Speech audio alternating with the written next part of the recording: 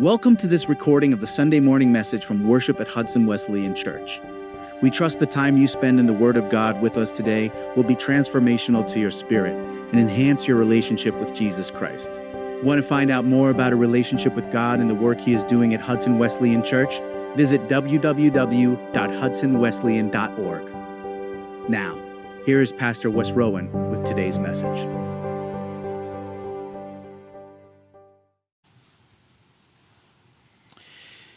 If I said the name to you, Benedict Arnold, you would probably have some idea of who that is. You might be reaching back into your history days of studying history. Let's see, high school U.S. history is, what are we at? Maybe 10th grade? Something like that, Matt? Is that 10th grade? Okay. And the War for Independence, you review that a few times throughout school, once in elementary school at least, and then junior high and high school.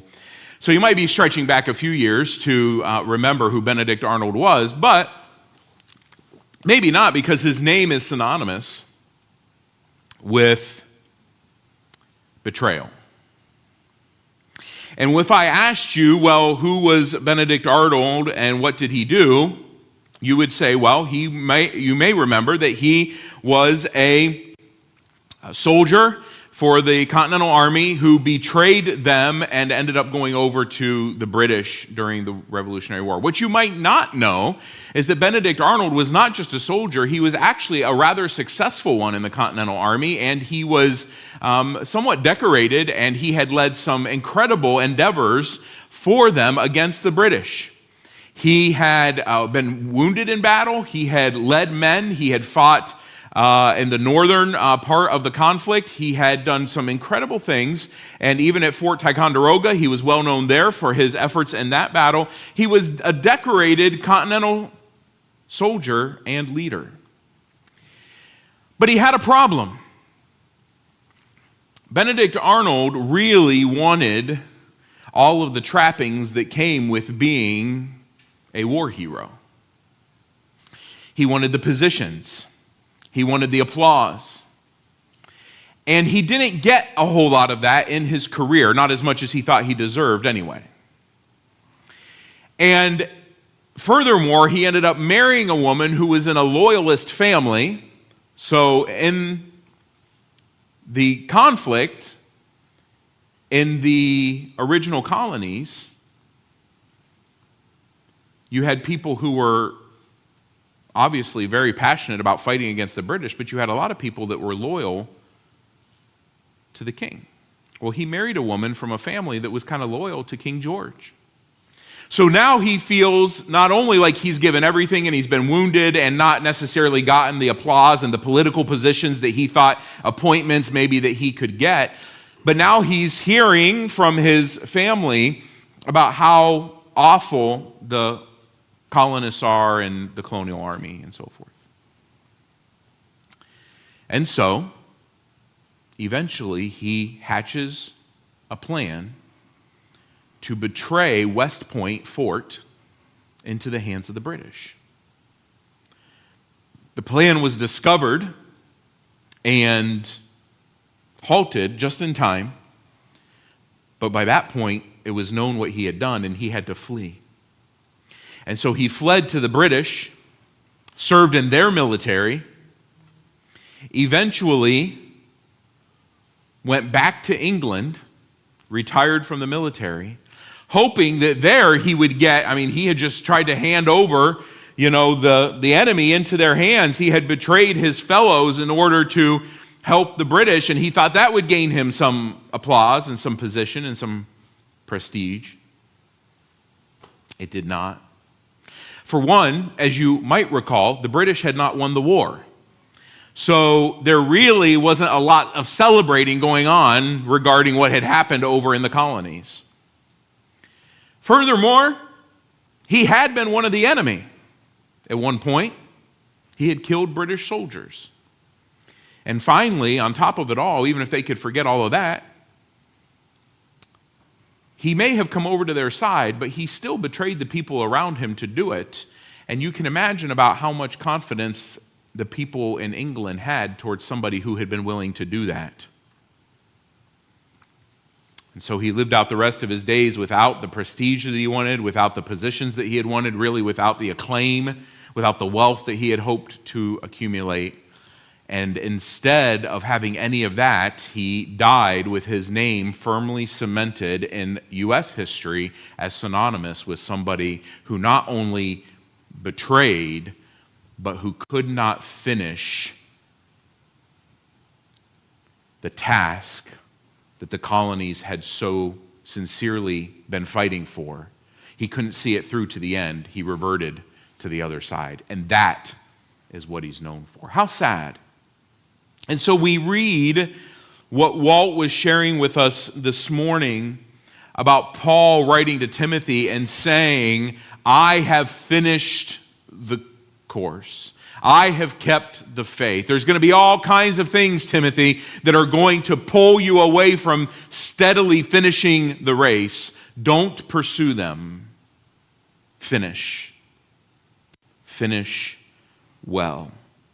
Be faithful to the end. And that brings us, my friends, to Judges chapters 6 through 8. We're actually going to break up this story of Gideon and his family into 2 Sundays because there's a lot that happens here. We're going to start with the most well-known parts of it. We're going to get into the parts that are less well-known, and then we're going to go into next week the stuff that you may not know at all, or at least have a very surface-level understanding of. I know that was true of me. I had read it before, but I was really trying to dig into it this week and go, wow, there's a lot more stuff here about the fallout from Gideon's family than we even realize. Gideon is serving at a time in the land that is under the oppression of the Midianites. We have seen this cycle repeat itself again. The people of God have been unfaithful. They have been worshiping idols. The Baal, or Baals, as we talked about in the first week of this sermon, they are worshiping them again. And God allows the Midianites to come in and to oppress the people that are God's chosen children. Now, when that happened, the scriptures tell us that the Israelites fled to the mountains. They weren't safe staying in the plains where they had their cities. They fled to the mountains. And they began to dwell in caves in the mountains. So now not only are they not living in the plains, but they're not even really living out in the open at all. They're kind of underground to avoid the Midianites. And there is this young man named Gideon, and he is going about his daily routine. The people of God had begun to cry out to the Lord again and say, save us from the hand of Midian. And so God decides he's going to do it this way, through a man called Gideon. So the first thing that we're going to examine today is that God's power outshines our uncertainty. We're talking about a broken people and a faithful God. And we have been examining what happens when God moves even in the midst of our inability. And last week we talked about God calling whom he will for what he will in the time that he will. Well, today we're going to talk about uncertainty, because for all that Gideon is known for, he was an uncertain fellow when it came to doing what God had tasked him to do. Remember, Gideon is growing up with the Midianites part of his reality, and so when the angel shows up to talk to Gideon, he knows that they've been praying that God would deliver them, but is this really how God's going to do it? Gideon, on that day that the angel shows up, is threshing the wheat. We actually talked about this in a sermon maybe 6 months ago or so. We talked about the process of threshing wheat. And when they were doing that, they would take those stalks from their harvest and they would go out into a wide open area that had a stone floor, and they would beat the stalks of grain, and the kernels and the chaff and all of it would fall off of the stalk. And the reason they did this in a wide open area is because they needed the wind and the breeze to be blowing a little bit so that as it blew, the dust and the chaff would blow away on the wind, but the kernels were too heavy for a light breeze to blow away, and so the kernels would fall down onto that stone floor, and then they could salvage the kernels of wheat. So that's what they did. Well, how are you supposed to do that if you used to live out on the plain where you could have a wide open area and you could go about that process? But now you're living in the mountains in a cave.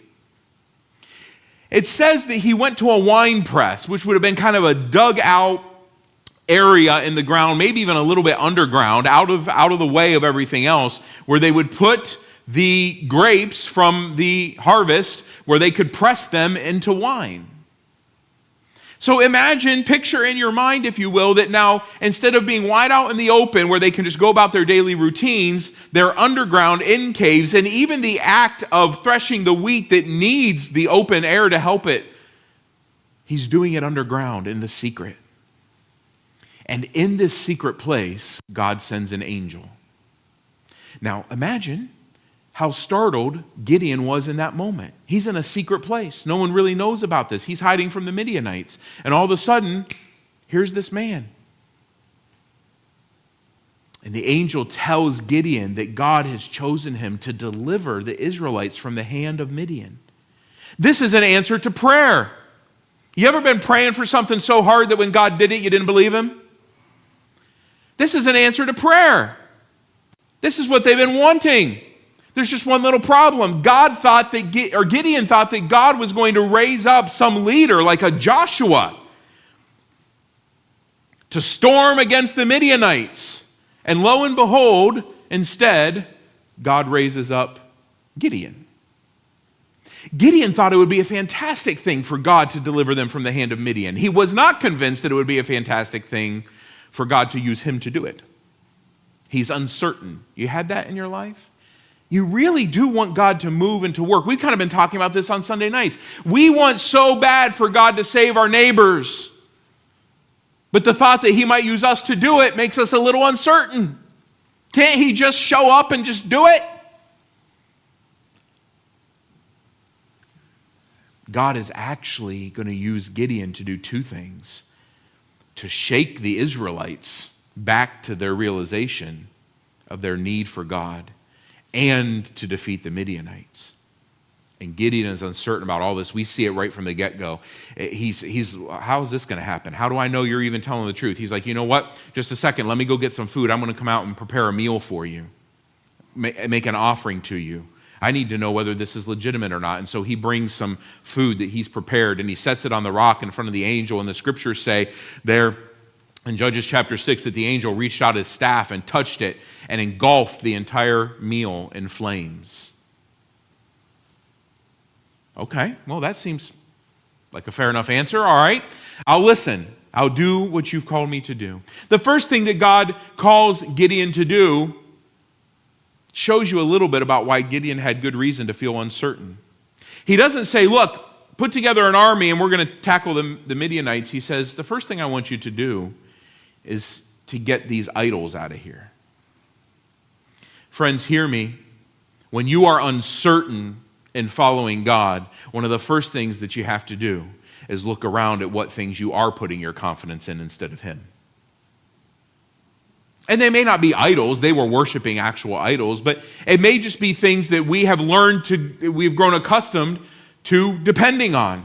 Our board was at prayer retreat last night, and we were talking a little bit about that, about stuff that it's just easy for us to rely on, to turn our attention to.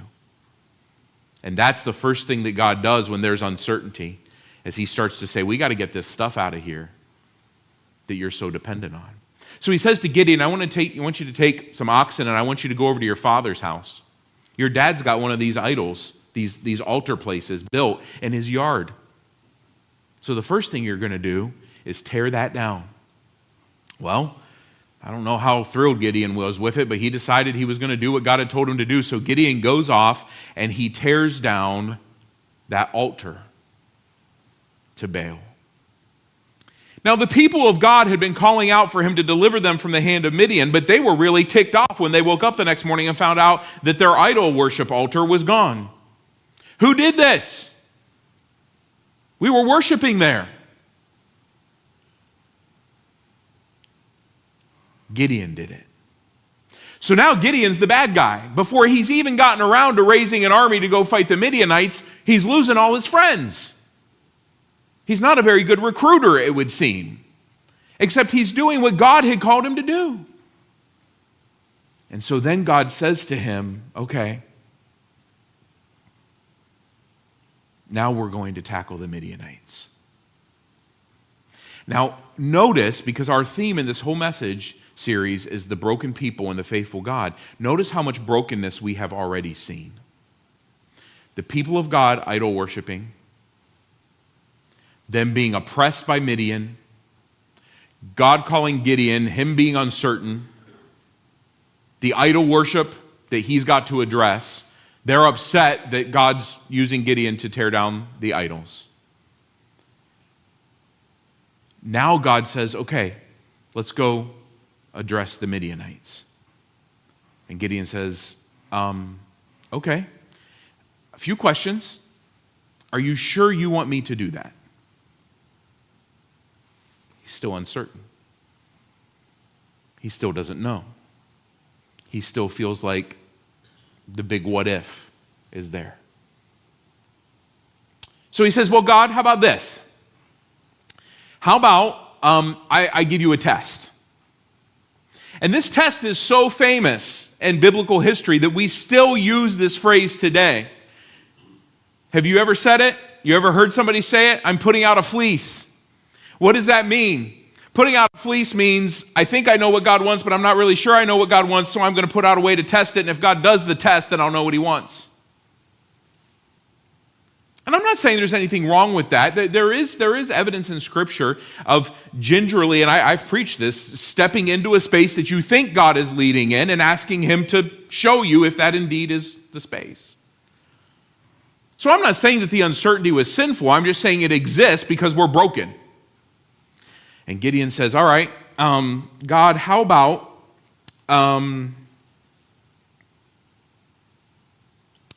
if I put out a fleece and it is wet with dew, but the ground around it is dry, then I'll know, because that would be really weird, right? I mean, you don't walk out in the morning, and find dew on one little area and nothing else, not usually. So he says, how about I do that, and if you do that, then I'll know that your will is being done here, that you've really called me to fight the Midianites. Okay, great. Again, I'm not saying there's a problem with that. Here's where the problem comes in. God does exactly what Gideon's asked him to do, and Gideon says, okay, the beta test was great. Could we go one more round? Could we just try this one more time? In fact, God, because, we could have had some, and if you'd done this with God, that could have been a fluke. Maybe it was some weird atmospheric conditions last night that just the fleece was wet and everything else was dry. I don't know. Have you ever done that to God where you think you know where he's leading you, you step into that space, you get confirmation that he's leading you, then you back up and change the rules on God? Yeah? It's like playing Candyland with a 4-year-old. The rules just change all of a sudden. You say, okay. So then he says to God, well, that may have been a fluke, but let's flip it. Let's have the fleece be dry and the ground be wet. And then if you do that, then God, I'll know. Then I'll be certain. And I can just hear kind of God sitting up in heaven going, yeah, then you'll be certain. But that's what he says. Then I'll be certain. So he does it. And wouldn't you know, this is the beautiful thing about God. God goes ahead and does it. God didn't owe Gideon squat, but he did it. Gideon's like, okay, I guess it's time then. So Gideon goes out and he raises an army. If we have the numbers correctly, we think it was about 32,000 people.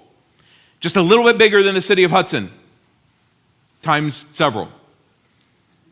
32,000 men. And God says, that's great. You've got too many.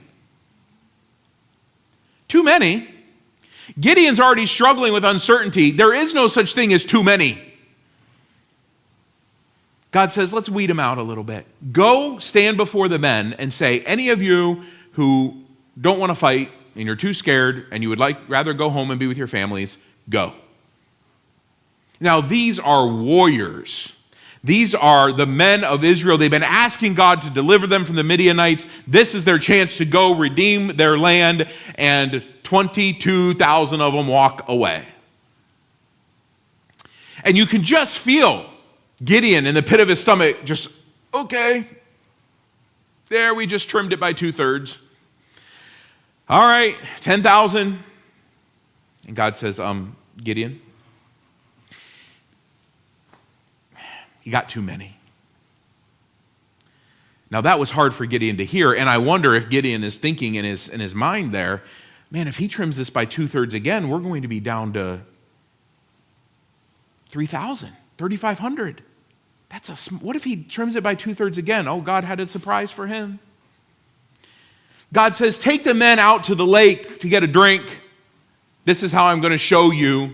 And I remember this story being told to me when I was a kid growing up in church or whatever, and there's all these rationales. Well, how did God decide who was going to stay and go? The men that go up to get a drink, if they knelt down and drank out of the water, then they're out. But the ones that cup the water in their hands and they drink out of it, and there's is that because I can remember one teacher saying that's because they could be more alert. They could be drinking like this and still looking around for the Midianites. I think God was just being like, well, we got to whittle this down somehow.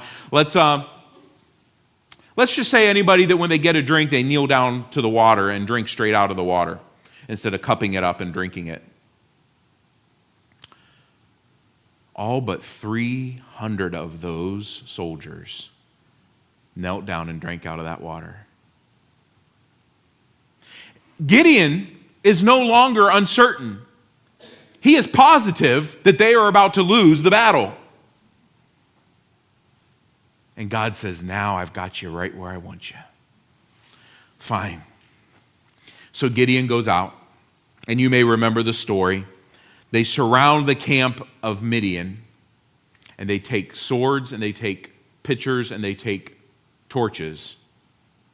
And they put the torches inside the pitchers. But even while they're setting all this up, Gideon's nerves start acting up again, and he goes, I don't think we can do this. And God says, go down to the camp where the Midianites are. Just sneak down to the edge and just see what you see. Okay. At this point, I think Gideon's saying like, hey, any chance to get away from what's happening here? So he kind of sneaks away from the army and he goes down and he hears these two soldiers from Midian talking about a dream that one of them had about Gideon and it overpowering their army. And God again is like, I tried to tell you. I'm not just telling you that I'm going to destroy Midian through you. I'm telling them that you're going to do it. Go. So he goes back to the army. They surround the camp. At Gideon's cry, they break the pitchers. The torches shine out. The camp is surrounded. The Midianites begin fighting themselves. They're so confused. They're running. They're panicked. And really all that Gideon and his army has to do is just come in and clean up the mess. And they pursue the Midianites. And all through that first part of Gideon's story, we see that God's power outshines his uncertainty, Gideon's uncertainty. My friends, let me tell you something. If you are going to be faithful to the end, there are going to come times when you are uncertain. Whether out of your own fear, whether a lack of clarity, whether you think you know where God's leading but you're not sure, whether you know what God's told you to do and you just don't want to do it. We've all had those moments, right? We're going to talk tonight in our class about outreach. We're going to share a few little stories about ways that God's told us to do something or to pray with someone or have a conversation and whether or not we wanted to do it or not. Because sometimes you just don't want to do it. God, that's a fantastic idea. Could you get somebody better than me? Moses had this problem, didn't he? When God called Moses to go to Pharaoh, and Moses is like, great idea. Can we send Aaron? Let's send somebody else. You're going to have those times of uncertainty. And I don't think that uncertainty is the sin, but what you need to realize in those moments is that God's power and faithfulness as a good God will outshine your uncertainty.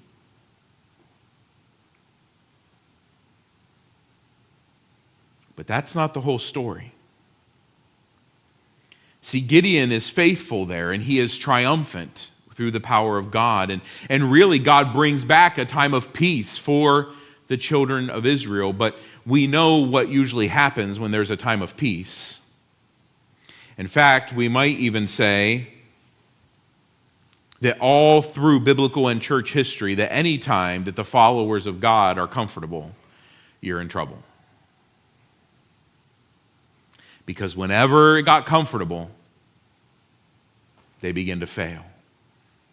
So Gideon is leading them, and they don't return to worshiping idols right away. But if you go later on in the text to Judges chapter 8, Gideon is offered the place of leadership. I can remember my history teacher, we were talking about U.S. history, my history teacher in high school was named Dr. Chuck Wilson. He got his PhD while I was in high school, so we called him Dr. Chuck. He was my U.S. history teacher, and I remember him saying, we love to make military heroes our governmental political leaders. We love to do it.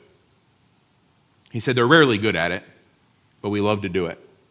He said that's why U.S. Grant became a president, because he had won the Civil War.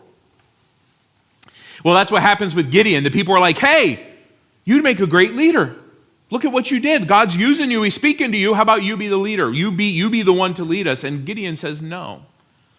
Now, we don't really know if it was God's will or not that Gideon would take that position of leadership. We know he had raised Gideon up to lead for a time. But Gideon says no.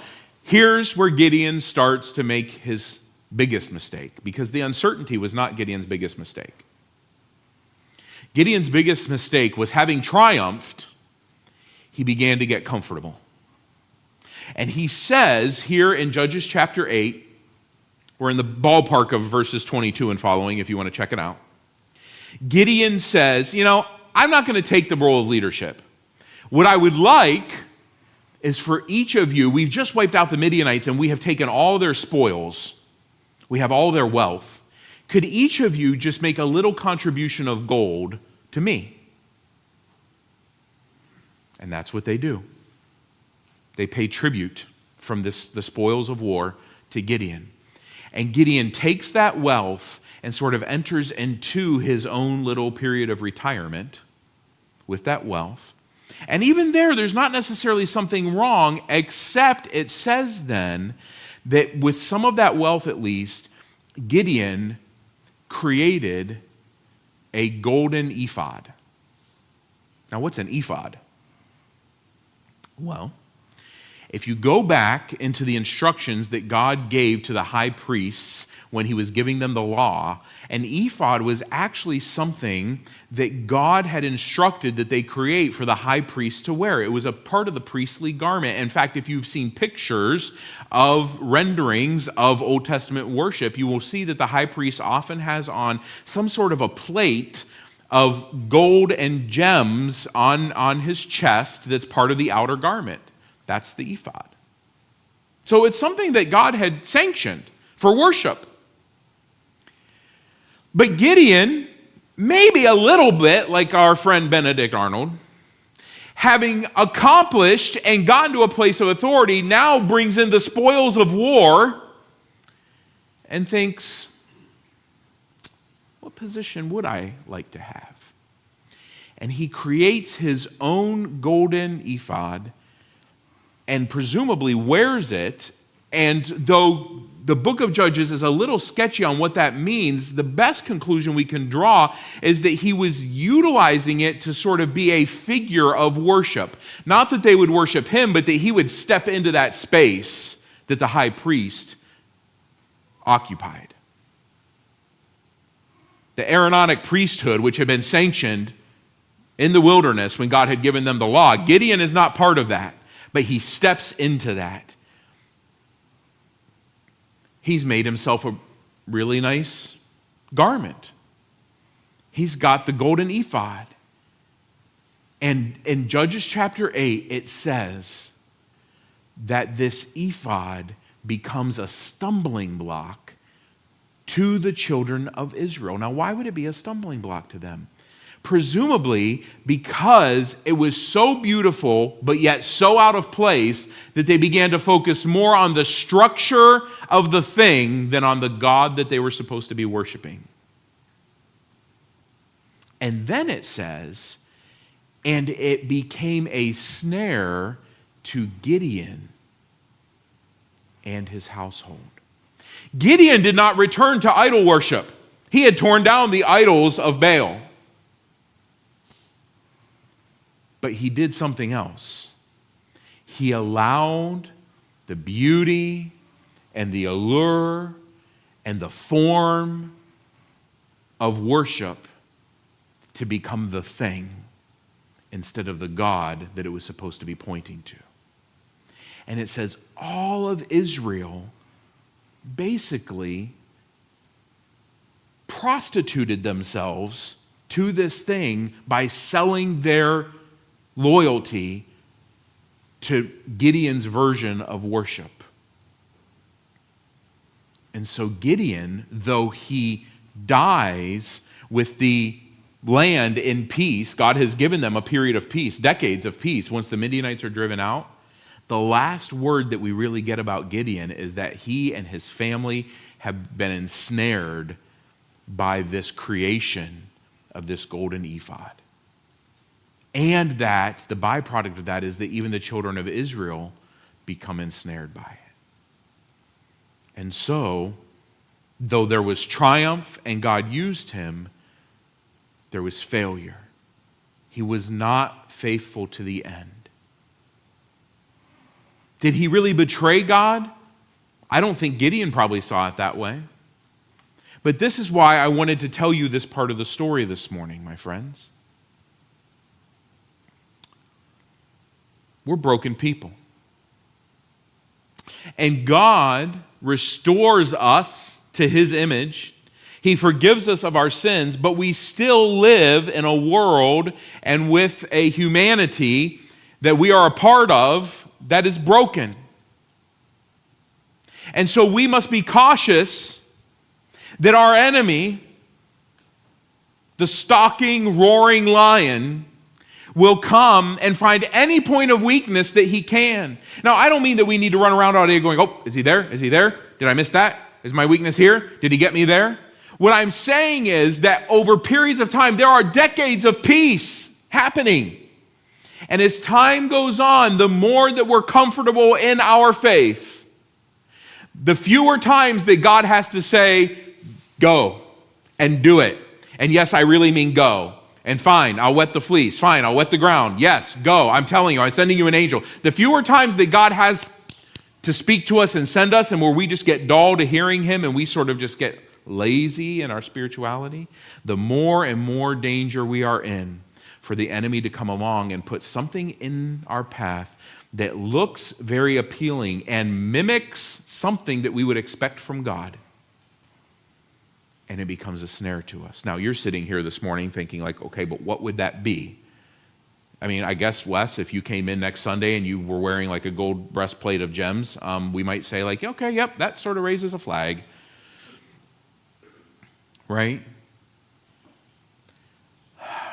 Well, think about it this way with me. Let's take what was happening with Gideon and the Israelites and let's take away the cultural context of it and let's just put it in vague terms. What might be the components of a worship relationship with God that we like to really polish up and make impressive and grand so that we can point to it and say, look how good we're worshiping, look how great we are, look at what our relationship with God is like, and we put all of our time and attention into those things only to find out that God wanted to speak to us, but we were too busy putting our focus on the stuff that we thought was God speaking to us. What might that be?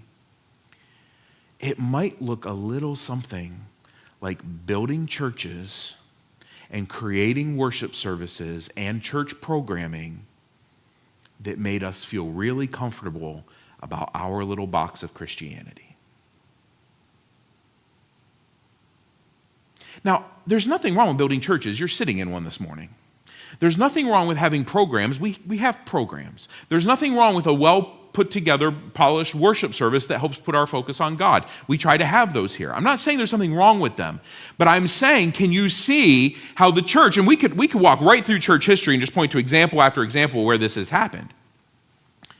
Cathedrals that were built for the magnification and glory and worship of God that today sit empty or are filled with people who know of a God but know nothing of his power. Small little country corner churches where people used to get together and pray and beg God to move, and revival broke out, and that's why those churches were started, that today sit empty or have people maybe that gather, but nothing substantial is ever happening. It happens on the large scale, it happens on the small scale. Countries, societies, where we've decided what Christianity would and would not look like, and we've put everybody who wouldn't look like it outside of our box, and anybody who even comes close to looking like it inside of our box, and we say, that's our team, that's the other team, so this is how it's going to be.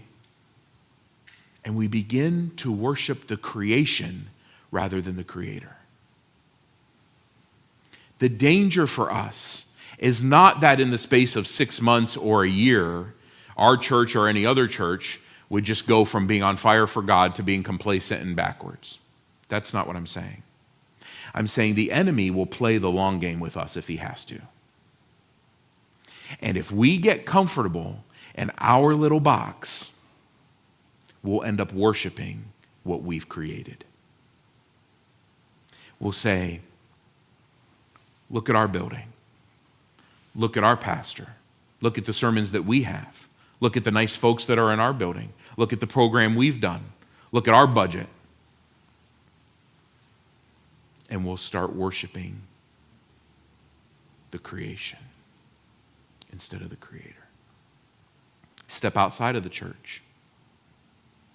We'll put our Christianity on a pedestal, and we will build societal components around it to make us feel comfortable about our Christianity.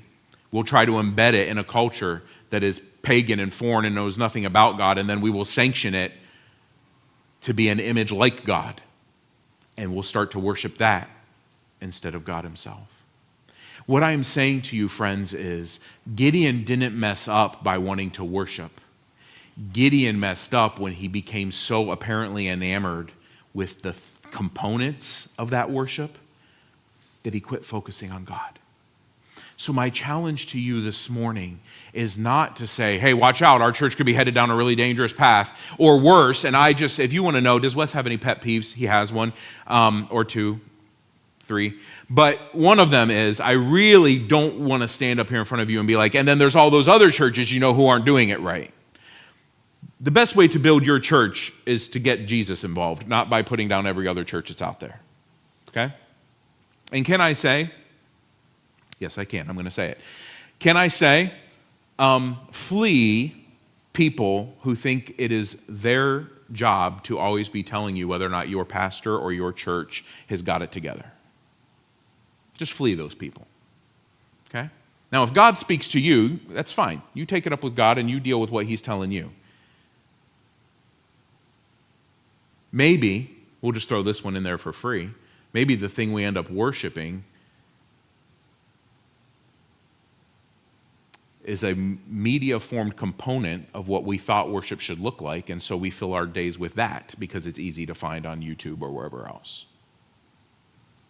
You can't be discipled by the internet 5 or 6 hours a day and be discipled by Jesus for an hour on Sunday morning and think that you're going to stray more towards Jesus than you are towards the whatever it is that you found online, however wholesome it may have been. Okay? This is the danger for us. Not you, for us.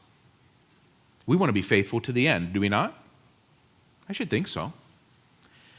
I believe we are being faithful. When our board met last night, we were talking about how we feel God moving in our congregation. We see evidence that he is moving. So what I'm saying is I want to keep on that trajectory. I don't want to turn around like Gideon a decade later and be like, oh yeah, we did have that time that God was really moving amongst us, didn't we? What happened to that? Well, we got so busy making our own little play area that we just stayed in that. I don't want that. To try to combine these two, the past, what was going on with Gideon and where we're at now, Gideon's not going to get to heaven one day and God say, that's a great golden ephod you got there. Just like God, we're not going to get to heaven and God's going to be like, you really listened to, all the right things on YouTube. You really built a really beautiful building so that you could feel good about worshiping me. He's not going to ask that. Is there something wrong with beautiful buildings? No. We've just invested a whole bunch of money in ours. There's nothing wrong with it. It's just not the thing that matters in the grand scheme of things. So as we prepare to respond today or to wrap up, and what should our response be? It really is this simple.